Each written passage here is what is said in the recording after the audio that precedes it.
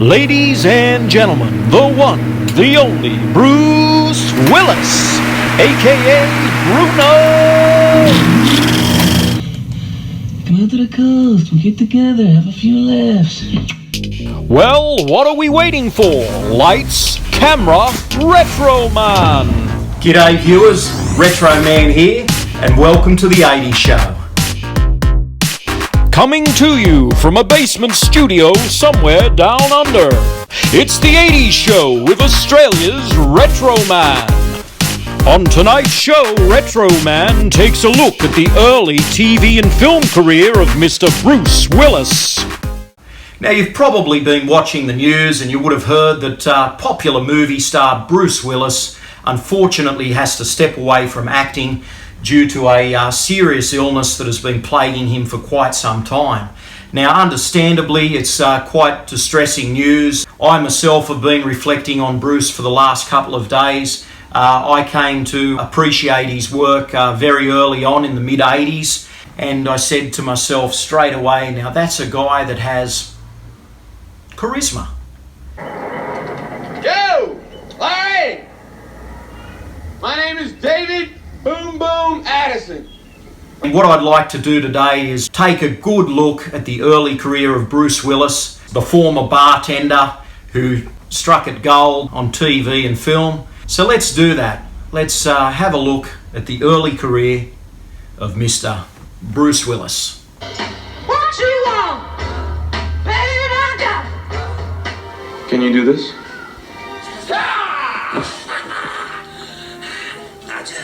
Let's do it. What do you guys like on your pizza? Bruce Willis began appearing in TV and film in the early 80s. His first role was an uncredited walk-on part in the 1980 Frank Sinatra cop film The First Deadly Sin. In this blink and you'll miss him scene, Bruce, who is looking dapper in a grey beret, walks past Sinatra as old Blue Eyes exits a diner.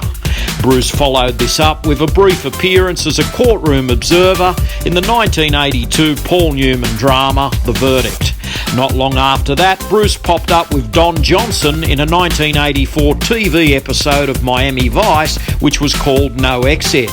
Next for Bruce was a creepy 1985 episode of The Twilight Zone, which was called Saturday. And goodness me, does Bruce look distressed in that one.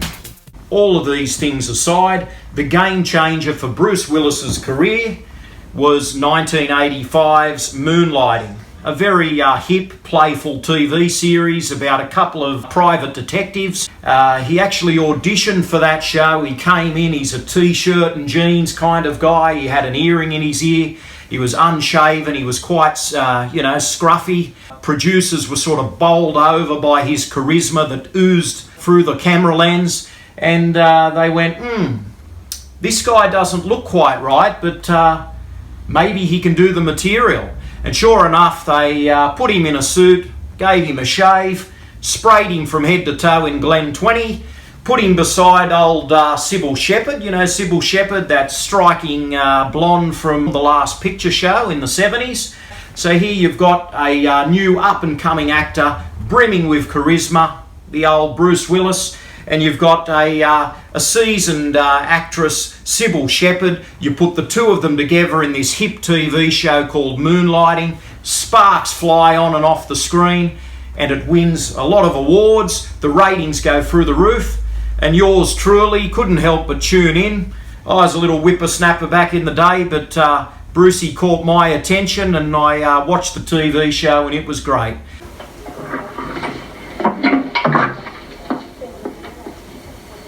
Hello. Hello. Wow. So from Moonlighting, Bruce Willis got his first major starring role in a movie, which was Blind Date, a romantic comedy directed by Blake Edwards, the guy that gave us the Pink Panther films, you know, da-dun, da-dun, da-dun, da-dun, da-dun, da-dun, da-dun, you get the gist. And then all of a sudden in the 80s, bang, Blind Date comes out, and it's Bruce Willis's first film. And Bruce eases into the role. It's kind of like an extension of his David Addison role in Moonlighting. And playing opposite Bruce in this film is Kim Basinger, who has just come off the bat of Never Say Never Again and that steamy Mickey Rourke film, 9.5 Weeks. And you put the two of them together. Bruce is a workaholic in that film who just needs a date. After a discussion with his brother, he said, I'll set you up with a blind date.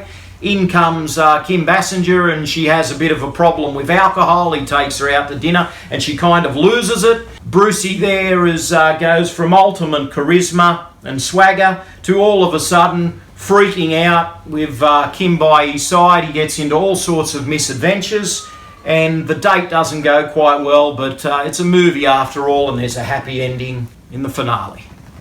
Actually, I have Blind Date here on Blu-ray.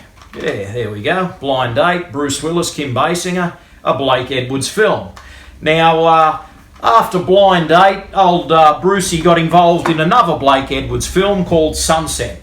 Now, Sunset was a bit of a mystery story with a few laughs thrown in. Bruce played movie star Tom Mix, the famous Western movie star of the early era. And actually, who else was in that? That's right, Maverick was in that. Old James Garner played Wyatt Earp. So you've got Tom Mix and Wyatt Earp teaming up together to solve a murder with the backdrop of the 1929 Academy Awards. And it was an interesting film. It wasn't a blockbuster. I caught it on video many years ago. It was fascinating just to see Wyatt Earp and Tom Mix, a movie star and a real cowboy, join forces. And there was a few laughs in there. Good banter between old Brucey and James. So after Sunset, Bruce was still doing Moonlighting, but moved on to the big leagues. And this film come out of nowhere. An action extravaganza called Die Hard.